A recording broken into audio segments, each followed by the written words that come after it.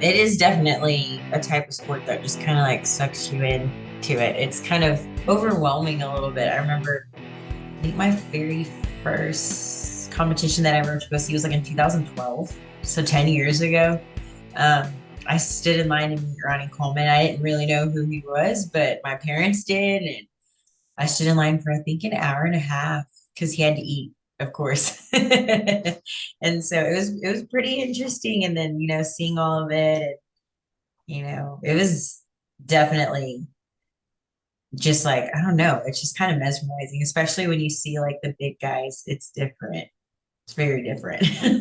Yeah, it's really interesting to kind of see like what goes on with an athlete to like get to the place where they are, because Yeah.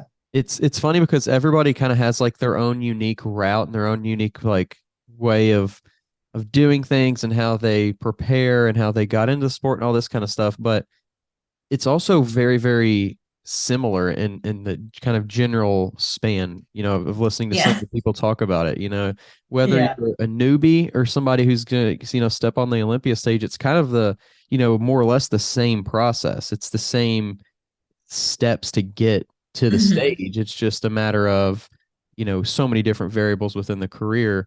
Yeah, it's really cool because it's a very small population of people who do it, especially do it to like that very extreme caliber.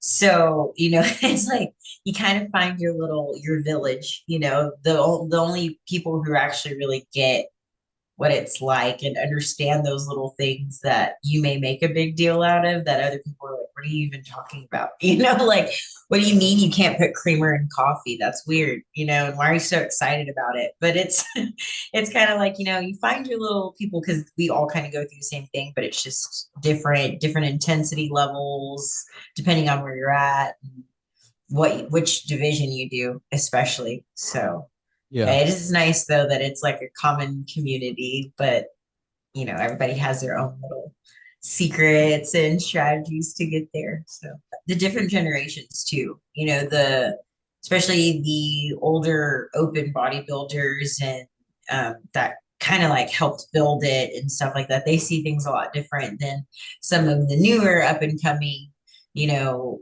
individuals that are there. They see things differently, but it's also cool because it's like you get to learn from the ones that paved the way, but then also figure out, with newer, companies and medicine and just everything really and newer equipment, it's like you can find new things that work, but then also take everything that they've taught and that they believe in so strongly, even just with different ways to work out, whether it's like go heavy or time for retention. It's like, you'll have some people who are like die hard this way and then die hard that way. So, Yeah. but we're all getting to the same goal, and it's sometimes depending on how it's done, if it's executed well, I guess, you can go to that level either way.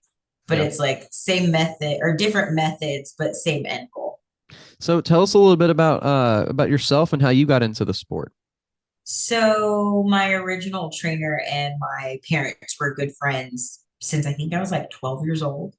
So he had gotten into it, and forever was like, when are you going to do a show? And I'd only known about women's bodybuilding and women's physique. And I was like, I don't think I could physically even get that big. So I was like, I don't think I'm going to do a show like that, So I was like, it looks cool, but I just don't think that, I can do that. And at the time I was 16, I was running track, cheering, playing other sports, and, being 16. And then eventually I was in college. It was like 6 years later. So I was 22 years old, and he'd opened up a gym and was like, hey, when are you going to do it now? And I had already been to my first bodybuilding show. So I'd already seen that there's like different categories. It wasn't just women's bodybuilding, women's physique. So there was something that I could actually, that was realistic for me, I guess, at the time.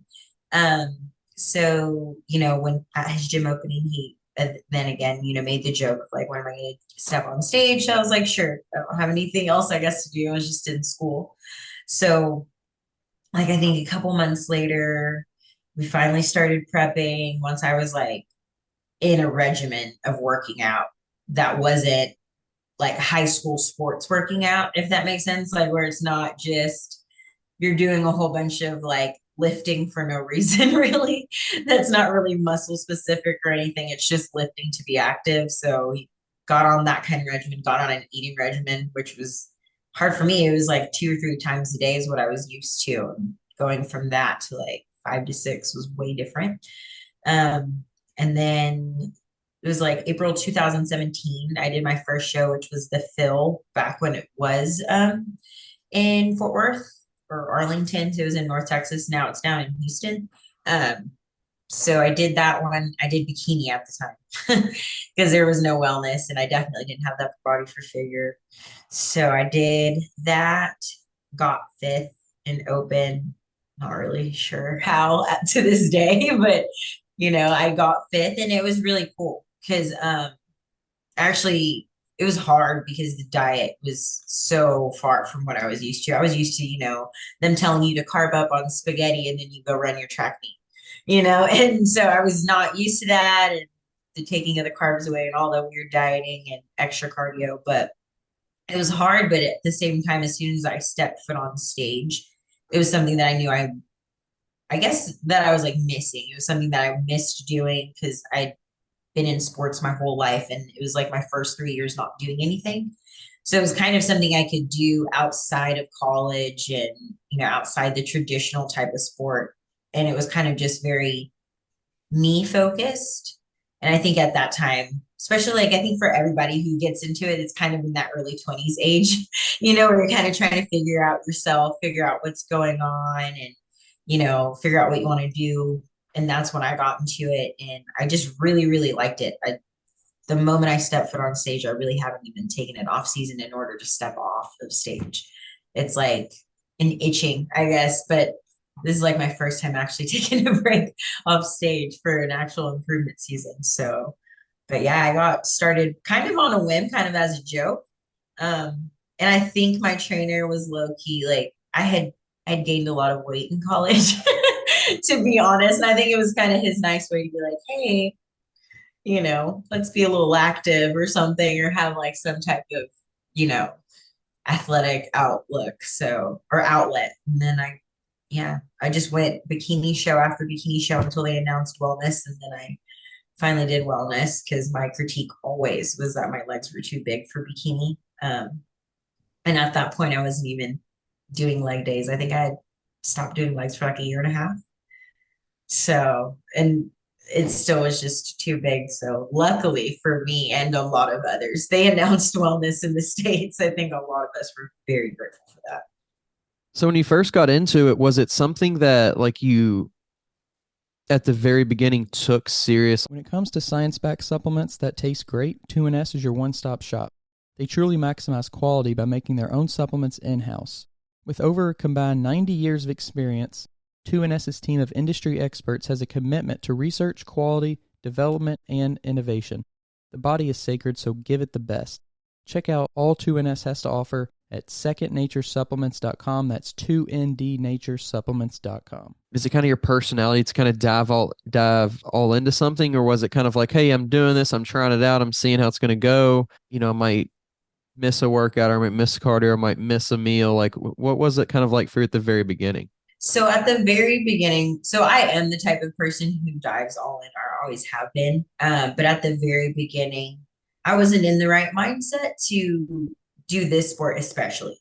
The focus was not there, just not in the best relationship. So a lot of times, he wanted me to like go out to eat when I was on prep and to avoid, arguing. Of course, you're kind of like, oh, okay, fine. I'll see if I can find anything on the menu. And of course, 9 times out of 10, there's nothing on the menu.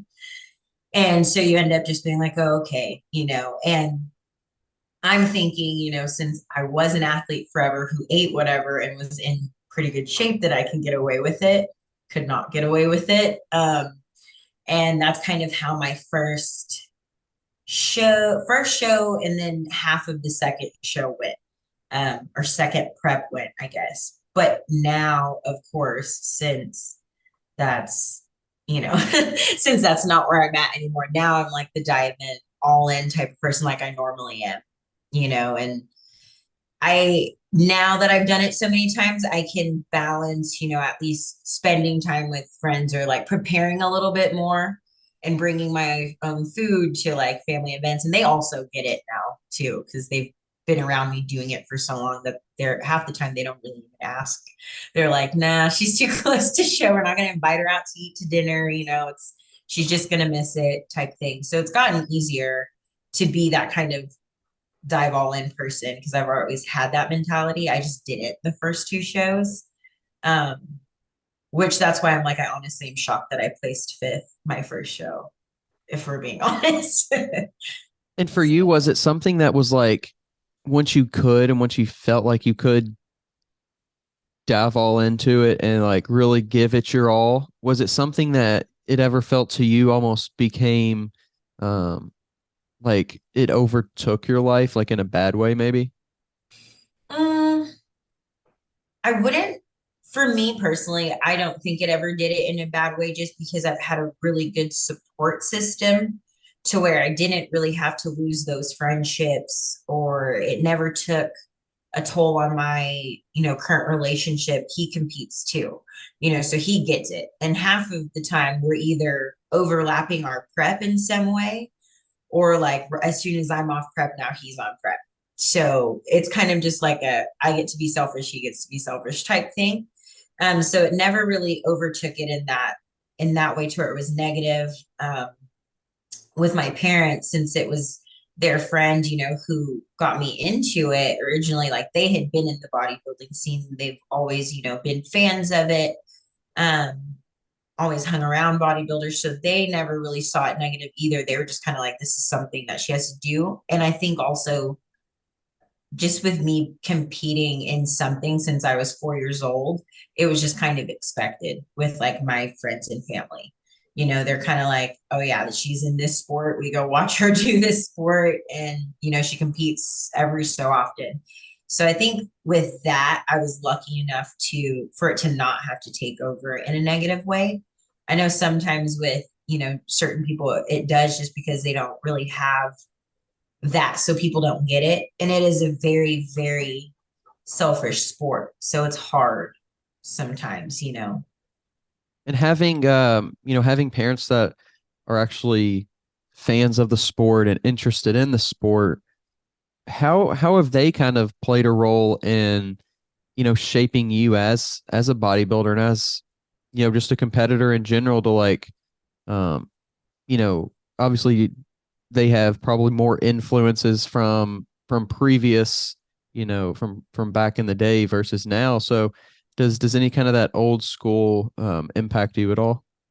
I would say so to an extent. So definitely with the discipline part, they shaped me just because my very first sport was Taekwondo and we did it very competitively. So I was like maybe 8 years old, having to wake up at like 5 a.m. to compete all day and you know different events and different competitions. So I think that part and having to be very strict and making sure that I'm always at practice and then outside of practice you're practicing, your craft. I think that part helped shape it up a lot. Um, and then my parents were always big into like weightlifting also.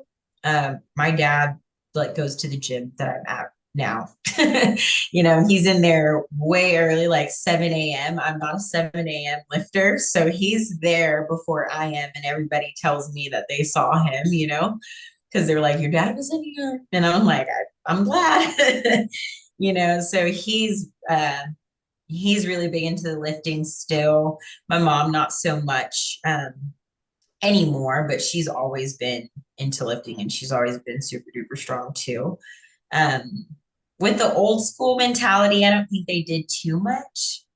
I think they just kind of like always talked about it. So it wasn't like bodybuilding ever got like a bad rep to me, like I guess some would, or, and it was never like, oh, well, that looks weird, or they're kind of like freakish. It was just kind of always like an art form. It was always presented to me in a positive way.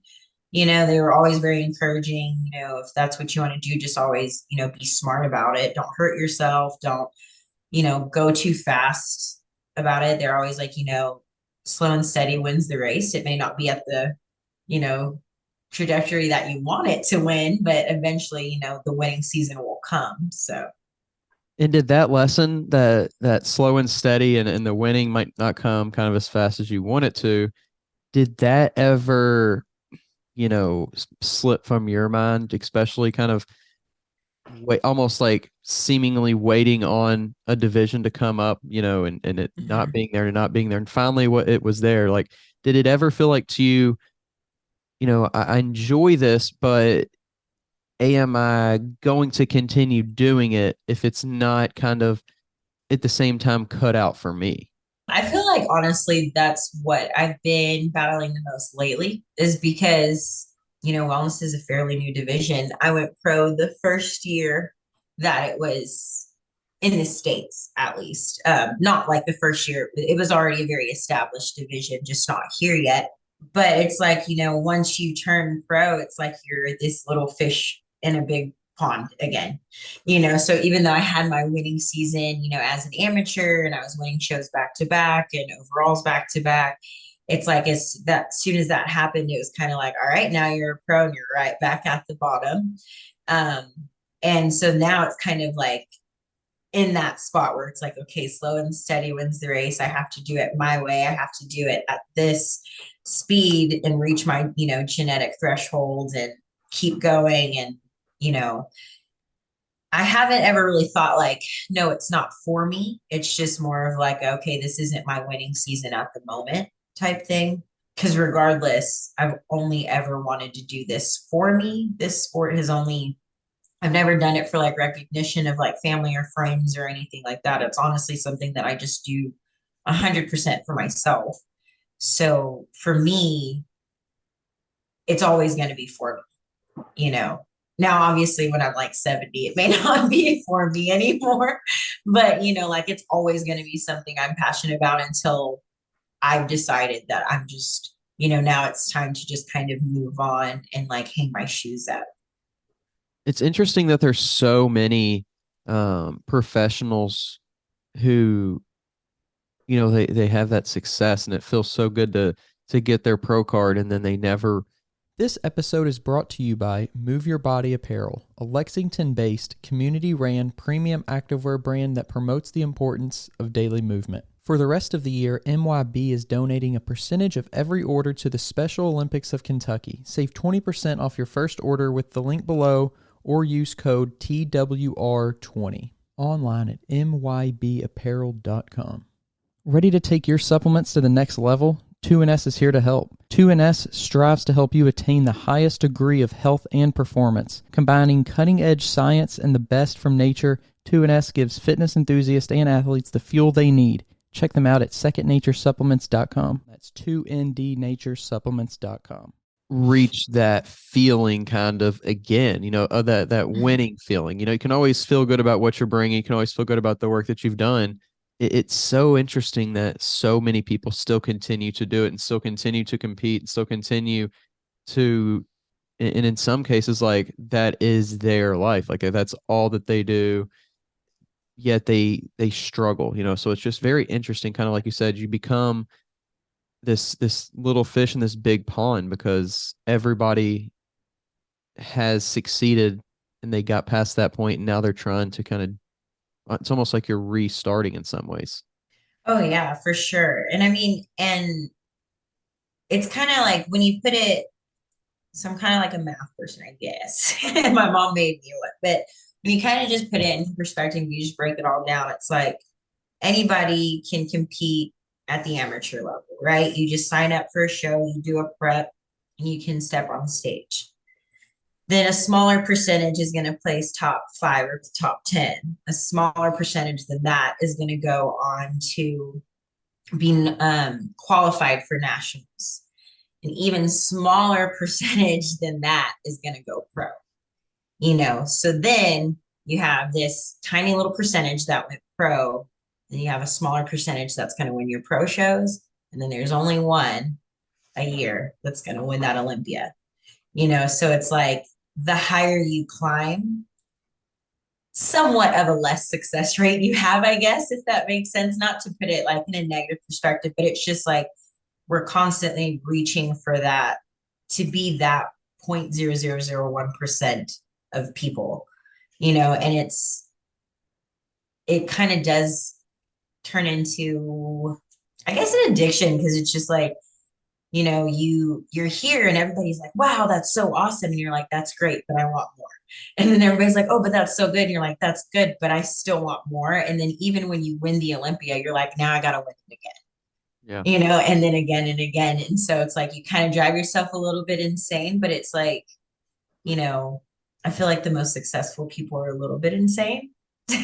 You have to be in order to be that top tier, and you have to be very goal oriented and you have to be able to take all those like slaps in the face and setbacks, and I am very proud of what I've done so far, but it's just like I know that it's not done yet. And I know that eventually the winning season will be there. Um, but it's just like, what is the winning season going to consist of? Will it just be pro shows or will it finally be that top 0.001%, Yeah. where it's like you win the O? Because not many people can say that. And even a smaller percentage of people can say that they've won multiple. You kind of used addiction as a, as a descriptor there. And several people have said that. Even, my last guest said that it's an addiction.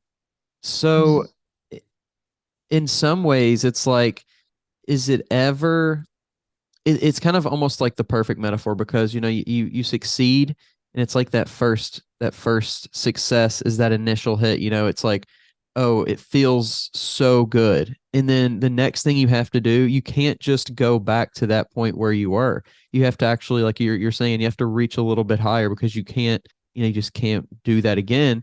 So you reach back, you reach up a little bit higher, and it's like that dosage goes up, and it's another hit, and you're just constantly like out there looking for that bigger hit, that bigger, rush. Yeah, it's like you're constantly chasing that next high. It's kind of like with working out. When I first started working out, I was always sore, even though being sore didn't feel good. It was just like, you're constantly getting that release of dopamine out. But it's like now that I've done it every day, every week for the past, so many years, it's like, do I get the same thrill going into workout as I do that I used to before? No, but I know that now it's also more specific when I go in there. It's very more focused and, it has a purpose going in there instead of just like, I'm going to go work out with my friends and shoot the shit and have a good time. It's more of like, we're in here for a reason. I need to get the job done because it's work, and I don't mean that in a negative way, but it's work. It's what we do to perfect our craft and our art form. So we're in there making sure that we leave no stone unturned because one, this is a very hard sport. There is a lot of relationships lost and time lost and sacrifices made. So you don't really want to spend all this time and money and energy on something that you aren't giving 100% because you can't expect results from the work that you didn't put in. So we have to go in every single day and make sure that you leave no stone unturned, in season, off season, improvement season, whatever. If you're planning to go back on stage, you have to make sure that you're doing everything right and checking all the boxes. But then on top of that, you're still human. Yeah. So to keep yourself kind of like, I don't want to say motivated, but to keep things like interesting, or to keep them just like, I'm trying to think of the right word because, motivation isn't always there. And like you said, it is work at the end of the day. Work isn't always fun, as much as you might enjoy it. But how do you keep it from just being like, from dreading it, I guess? How do you keep that positivity or the will to want to do it? Because like you said, if you're working out for 10 years in a row, it doesn't, it's not always going to be the most fun, exciting thing ever. A big part of it is like it is very goal focused, like I am in improvement season, so I know I'm not going to step back on stage in the next 3 months, but I do know at the end of it all that I did not step on stage my last time. So that means like, I still know that I am going to step on stage again. And the next time I do, I want to know that I'm going to win the show, or I'm going to win a show in order to punch my ticket to the Olympia. So for me, that's not what keeps me motivated, but it keeps me consistent, because motivation does go in and out all the time, you know. But it's just like, okay, I'm not done yet. So the work's not done. So we have to go. It's kind of like, when you really don't want to go to work, but you're like, man, rent's coming up. So rent is due. We got to pay bills. So, I don't want to skip a bunch now just because the next time I step on stage, maybe in 7 months, because then 7 months is going to go by like this. And when it's time to step on stage, I don't want to be thinking, oh man, it would have been better if I would have done this, this, and that, 7 months ago, or, or if I would have just paid more attention in the off season, because that's only myself to blame. I can't blame the person who won, because they came in better when they did more things that I was supposed to do, that. And also it's a good release for me. It's a good stress reliever. I don't have like a bunch of vices. I don't drink, so like and I can't run as much as I used to. So instead of running long distance, then I can, go and lift. And it's kind of just like, it's my me time. It's the time that I go in and I take care of myself, and, I move my body. It may hurt while we're doing it, it may be sore for the next couple of days, but it's like I've moved my body, and that's also longevity for later on. I know that, I might break those generational curses of, the diabetes and, high blood pressure and all those other things that may come. So it's like, it's also a part of that. It's not just the bodybuilding aspect. It's just health in general. I feel like if you move more and you eat a little bit better, then some of the other things may not come. They still may, but at Yeah. least you did your part. Does it ever feel like as a bodybuilder that motivation, that maybe like not having motivation, if you were just like never motivated, it might be like a better thing, simply because like, if you just had this discipline, you would almost be like more methodical. You would stick maybe to the plan better. But I feel like whenever I'm motivated, I tend to want to go overboard and maybe like do too much, or like, in some cases, like eat too much, or maybe, if you're in prep, maybe cut too much. Or, does it ever feel like motivation can sometimes be, it's fun, but sometimes it can be a little bit dangerous? Oh yeah. I mean, I totally think so. Like, I joke around with like my clients and friends and husband a lot. And I'm like, I feel like I'm one of the most unmotivated people ever, because like I'm not one to like kind of run with the crowd, so it's not like I see something and I'm like, oh, I want to go do that too.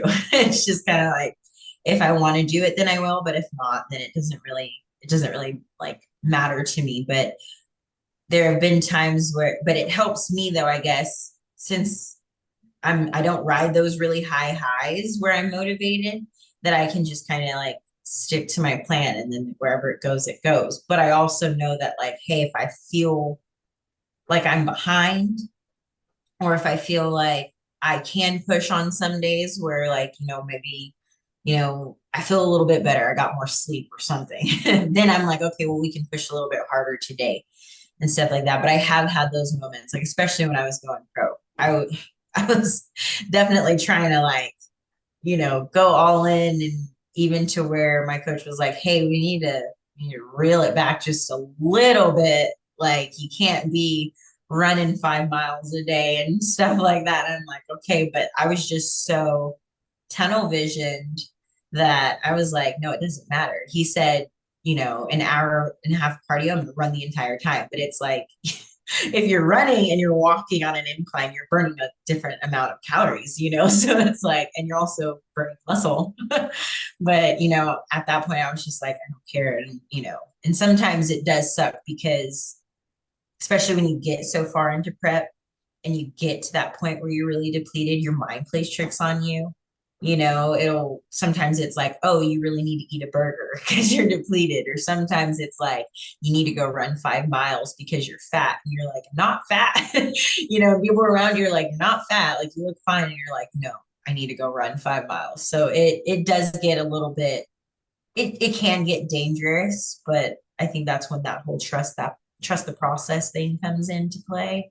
And you really, really just have to kind of breathe and just listen to, especially your coach if you hired one. But you kind of got to listen. You like, you don't want to listen to everybody because of course your mom's going to tell you, yeah, you look great, honey, and her friends on Facebook are going to tell you the same thing. But it's just like the coach is like, hey, chill out a second, or hey, take it up a notch. Then you kind of have to listen to those things too, even though something else in your head's telling you different. And you mentioned, getting a coach, having a coach there. That's been one of the most, prevalent messages I've heard from bodybuilders is like, get somebody, even if you have a really great knowledge base, when you get in prep or whenever you're second guessing yourself, it's that true second pair of eyes who's not going to, tell it like your mom or dad's going to tell it. They're going to tell it like it is. It's not going to be what you see in the mirror. It's going to be what truly is there. And I think, just having somebody to count on in that way is very important, obviously. And when everything matter, everything in bodybuilding comes down to everything matters. Oh yeah. I see that a lot, especially like with my own clients, of course, like, especially with like lifestyle clients, they're very motivated. We have the January 1st crew who's like, new year, new me. They're super motivated. They're going all in. And then March comes around, you never see them again. And you might see them next January, and that's fine. I understand, like, it doesn't matter how many times you get back on the horse as long as you keep on trying, and it's not to knock anybody, but it's just like, that's kind of where that motivation is different than that consistency. And I feel like it gets very misconstrued because a lot of times I get the question, what keeps you motivated? I always struggle with motivation. Like, everybody struggles with motivation. No one is just motivated 24/7. But if you build up habits and you build up consistency, that's why they tell you, if you get with a personal trainer, they're like, give it 90 days before you start trying to track your results and see things. Because for you to see yourself every single day, you're not going to see the inches lost. You're not going to see the inches gained from muscle. You may notice, oh, my pants fit a little bit better. But by the time you feel that, it's over the 60 days, So it's like kind of the same thing. And the only thing with bodybuilding is it's a long game.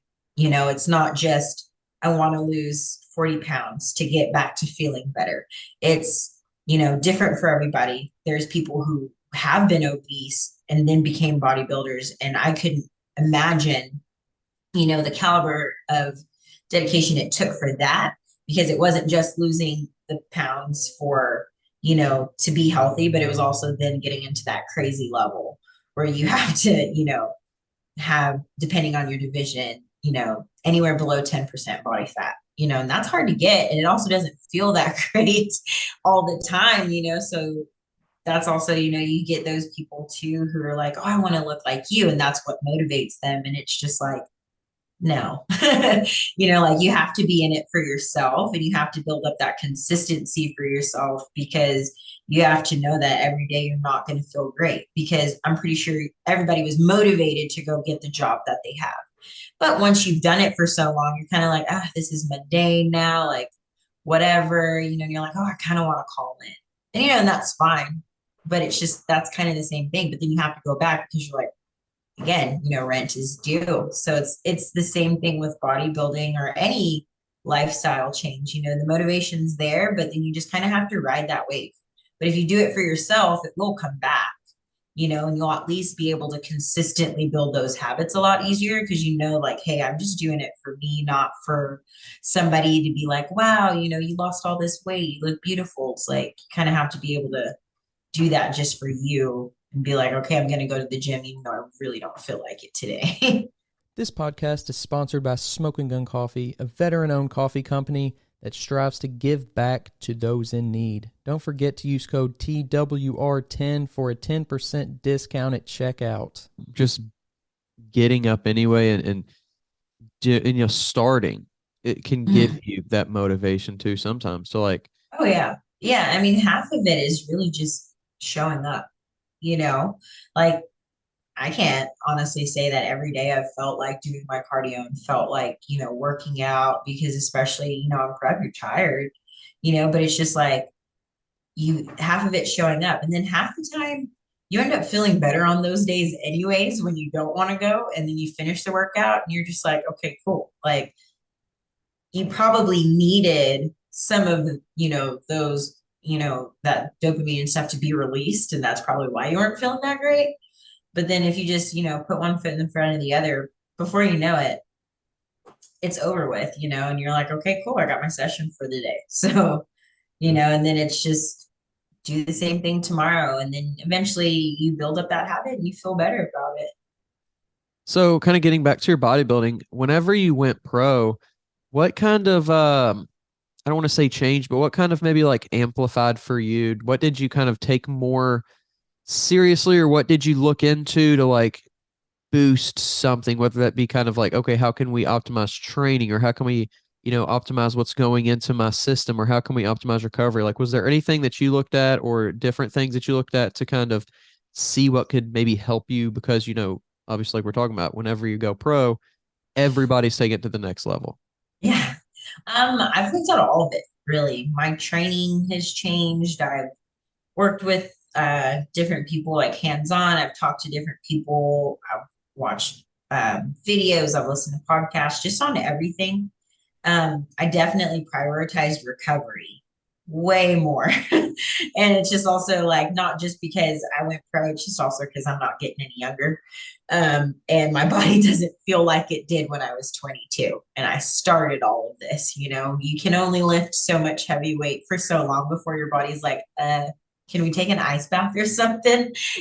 So I definitely prioritize recovery a lot, which I think, my physical therapist would be very happy to hear. I stretch all the time now, which is good, something I didn't do. But just nutrition wise, there's and if I look more into it in the improvement season and the off season, of course, just because on prep it's so strict. There's only so many things you can ingest, you know, period. Really, it's chicken breast and lean beef, ground turkey, fish. That's kind of like what you get, protein powder for the other of that. But that's really all you get unless, I were like, I'm hardcore vegan or vegetarian. Then I guess I could be able to, branch off and I'd have to find a coach that kind of could gear towards that. But, you know, with the nutrition, I look more into it afterwards, kind of just getting more nutrient dense foods that fit into the lifestyle. But then, of course, working out, it's kind of just it gets more and more specific. I think each time because each time you come off of show, you get your critiques back, and you want to, consistently keep up your strengths, but you want to work on your weak spots in order to strengthen them. So then it kind of, it gets more specific. Like I know that I had to bring down my shoulders and bring up my glutes. So I know that, okay, well, we're going to take less days hitting shoulders and less time doing that and more time focusing on glutes, and not just glutes, but the glute medius, the glute minimus, the glute maximus, and just making sure it's all well rounded. So it gets more and more specific, I think, as you go. So I think in order to be successful, you have to be able to look at each thing, and you kind of have to nitpick a lot and be like, okay, well, this is where, kind of circle yourself basically, be like, this is the weak spots and this is what we need to bring up and this is how we're going to do it. So, And is there something that you could point to say like, not necessarily a lot of bodybuilders that aren't doing it, but there might be some bodybuilders out there not doing it that kind of shocks you that they're not either not doing it a certain way, not doing it well. Like, is there anything out there like that? I have to say posing. It's insane because it's like the time that's the only chance we get to um really showcase everything we've done. Like the judges aren't going to go to the gym with you and eat food with you. They don't get to watch a little snippet of your prep and be like, all right, they did it. It's kind of like all you get, regardless if you're amateur nationals or pro stage. Those are the seconds to minutes that you get to showcase everything. And it's not worked on as much as you think it would be. But I think it's also one of the hardest parts too, because you want to showcase your physique the right way. But it's just kind of like with everything, if you're going to eat what you have to eat in order to step on stage and win, and you're going to train the way you have to train in order to step on stage to win, then you have to prioritize that part as well.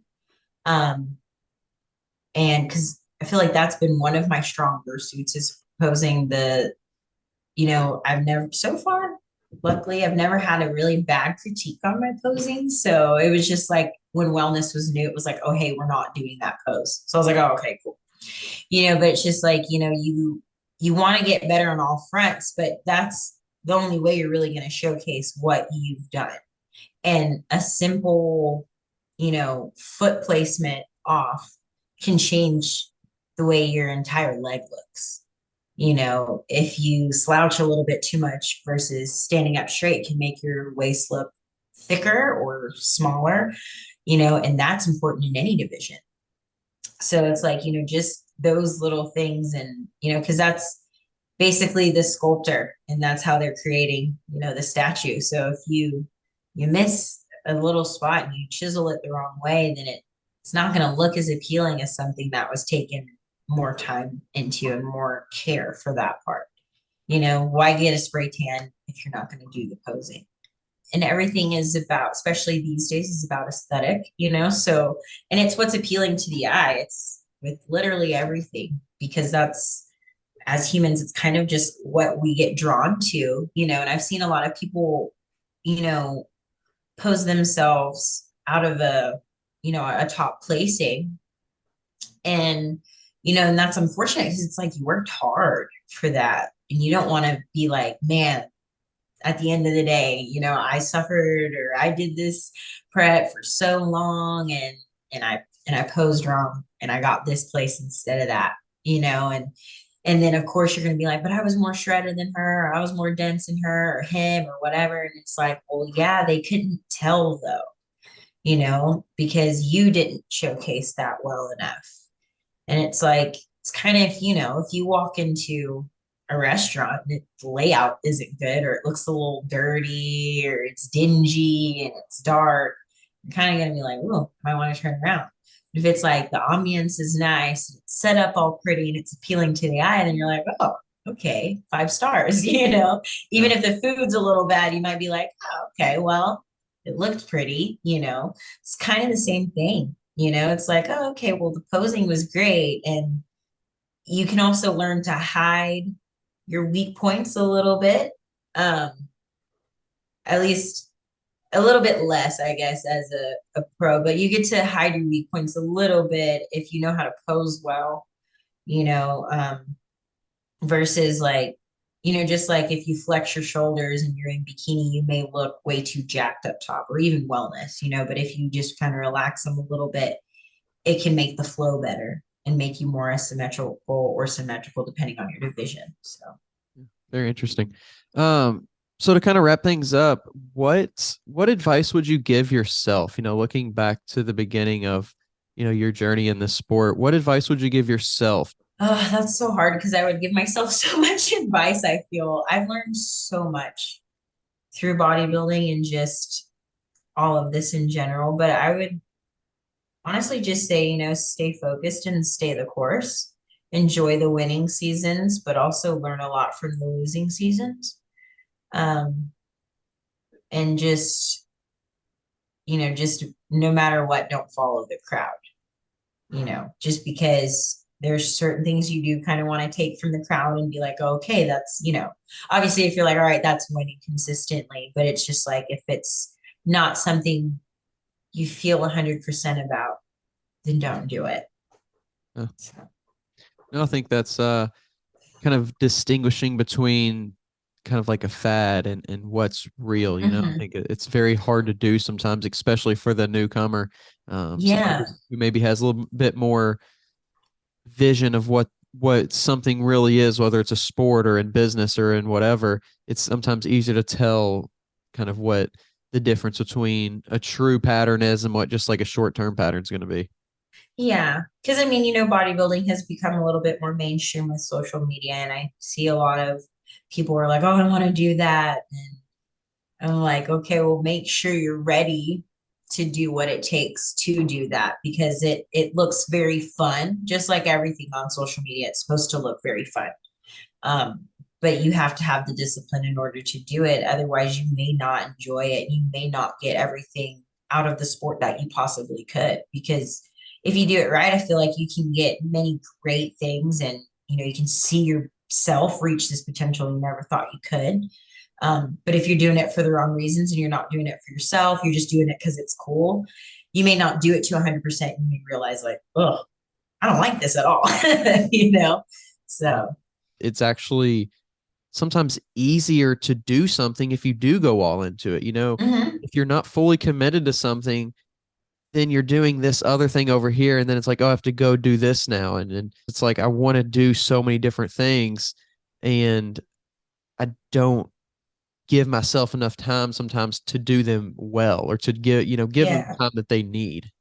Yeah. And then it just kind of becomes like a burden. And you're just like, I gotta go do this today. But if like you kind of get what you put into it, that's what you get out of it. So if you put, your whole heart and soul out of it into it, yes, you may not always end up with a win if it's in bodybuilding or any sport, but at least you put your whole heart and soul into it. And that is a reward itself because you're like, man, I won in other aspects and I'm still growing, but like I say, you just kind of have to embrace that winning season and losing season and just you learn different things from each thing. It's really good getting to talk to you. I really appreciate you coming on the podcast. Absolutely. Thank you so much for having me. It was awesome chatting with you. If you want to, before we head out, share your social media.